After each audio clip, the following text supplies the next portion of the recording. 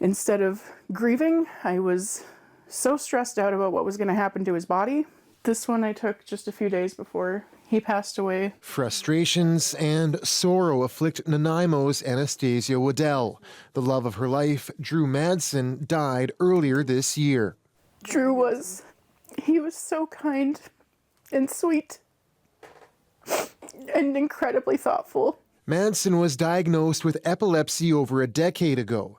It took them years to figure out what part of his brain was causing problems. He was a candidate for brain surgery, but in March, he suffered a seizure. After he seemed to recover, he went to take a nap. He told me that he loved me, and then he went to sleep. Waddell later went to give Drew his medicine, but he never woke up. I knew he was gone, and I knew it was too late to do CPR. Because you can't CPR your way out of brain death. Drew is believed to have died of SUDEP, or sudden unexpected death in epilepsy. Its cause is unknown and research is limited. We don't understand exactly what happens, but we think of it as the brain shutting down after a seizure, breathing gets affected, and then eventually the heart as well gets affected. Waddell wanted to donate her husband's brain to the SUDEP registry for research. Tissue removals are typically done at autopsy. Drew's brain would have been invaluable because it was sudden and it was exactly what they would have needed to study. Autopsy requests were made by Drew's specialist, family doctor, and by Waddell, but it was ultimately denied by the Coroners Service. I haven't felt such rage in a long time. I could not understand why they would say no to that.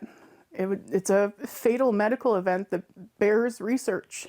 Earlier this year, a CBC News analysis found BC's autopsy rate has steadily declined since the early 90s, dropping from 22% in 1991 to just 3.2% in 2022. At the time, the Coroners Service said mounting overdose deaths are to blame for the declining numbers. We need to understand what's different about the people who die from SUDEP. This SUDEP investigator who we reached in New York City says the lack of autopsies poses the biggest barrier when it comes to securing brain donations. If the autopsy is not performed for religious reasons, because the medical examiner or coroner's office is just too busy with the drug epidemic, many of them just don't have capacity. And so we often don't get the information as to even basic findings. After Waddell wrote a complaint to BC's Public Safety Minister Mike Farnworth, he responded, saying, "Please accept my sincere condolences for your loss. I have taken the issues you raised in your letter to BC Coroners Service senior leadership.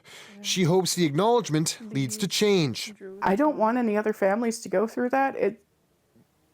It was traumatizing and heartbreaking. The Coroners Service wouldn't comment specifically on Waddell's case, but said medical deaths at home don't meet investigation criteria. Waddell has a meeting scheduled with Coroners Service leaders this week. John Hernandez, CBC News, Vancouver.